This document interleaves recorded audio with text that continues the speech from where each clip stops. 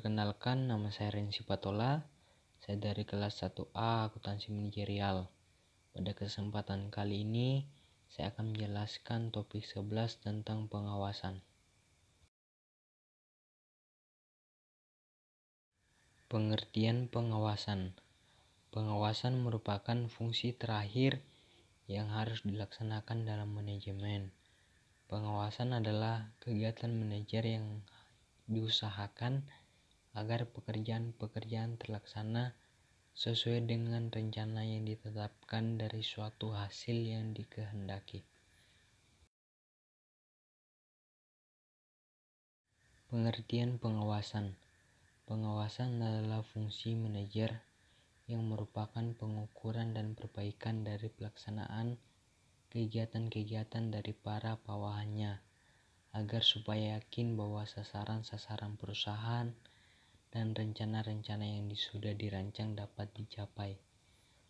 Pengawasan dapat diartikan sebagai suatu proses untuk menetapkan suatu pekerjaan apa yang sudah dilaksanakan, menilainya dan mengoreksinya bila perlu dengan maksud dan supaya pelaksanaan pekerjaan sesuai dengan rencana semula.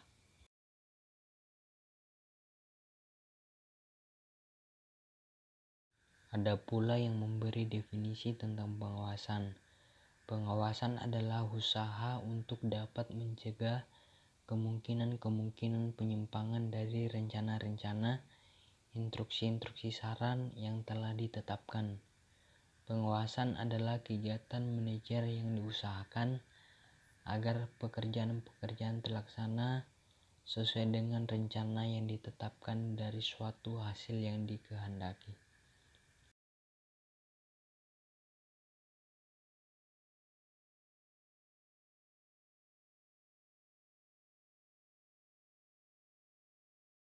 Tujuan fungsi pengawasan.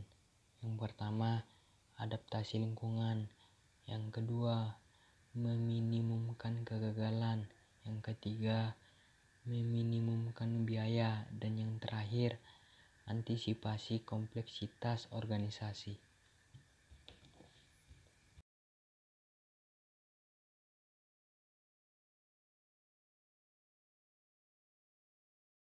Proses dasar pengawasan ada 3. Yang pertama, establishment of standard atau menciptakan standar. Yang kedua, measurement of performance atau pengukuran penilaian pelaksanaan. Yang ketiga, correction of deviation atau tindakan perbaikan dari penyimpangan-penyimpangan. Standar pengawasan ada 3, antara lain standar fisik atau non-moneter, standar moneter, dan yang terakhir standar abstrak atau intangible.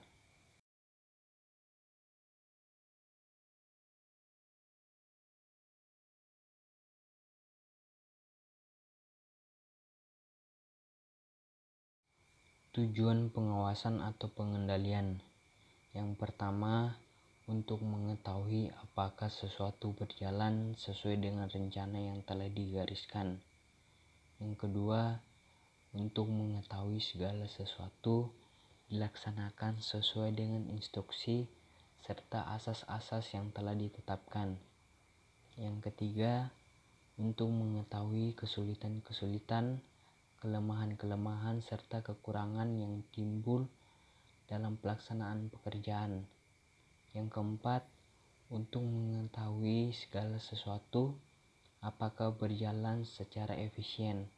Dan yang terakhir, untuk mencari jalan keluar bila ternyata dijumpai kesulitan, kelemahan atau kegagalan ke arah perbaikan.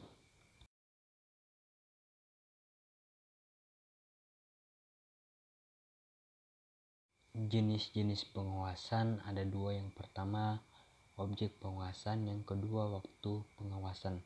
Objek pengawasan antara lain produksi, yaitu pengawasan ini untuk mengetahui bagaimanakah kualitas dan kuantitas dari produk.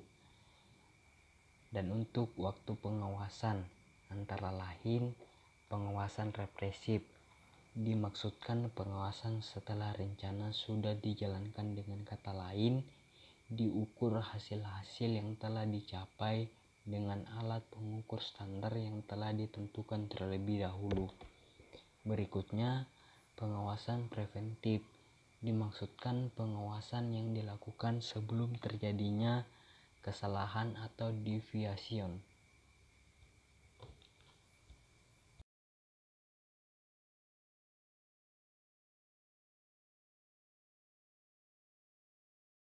Jenis-jenis pengawasan ada 3. Yang pertama, keuangan, yaitu pengawasan ini dilakukan berkaitan dengan ongkos-ongkos yang mudah berubah.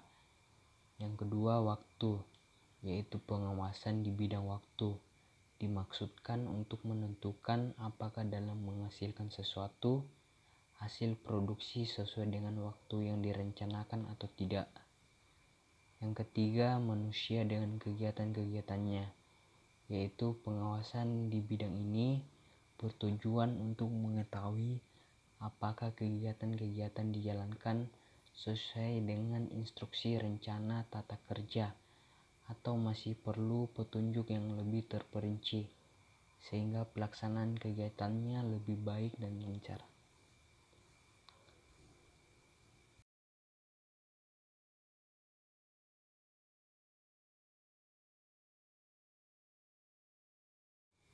Subjek pengawasan ada 2, yaitu pengawasan internal dan pengawasan eksternal. Pengawasan internal yaitu pengawasan yang dilakukan oleh atasan dari petugas yang bersangkutan. Sedangkan pengawasan eksternal yaitu pengawasan yang dilakukan oleh atasan orang-orang di luar organisasi bersangkutan. Cara mengumpulkan fakta-fakta guna pengawasan. Yang pertama, personal observasi atau peninjauan pribadi. Yang kedua, written report atau laporan tertulis. Yang ketiga, oral report atau laporan lisan. Dan yang terakhir, control by exception, yaitu laporan dan pengawasan kepada hal-hal yang bersifat istimewa.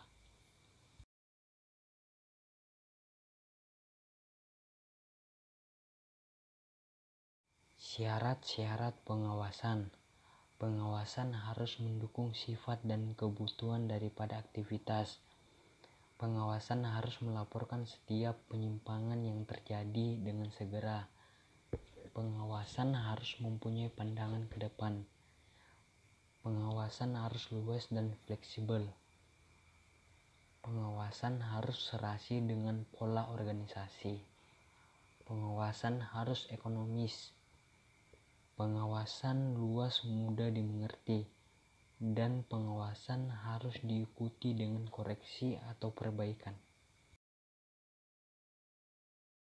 Sekian dari materi yang saya sampaikan, kurang lebihnya saya mohon maaf. Terima kasih.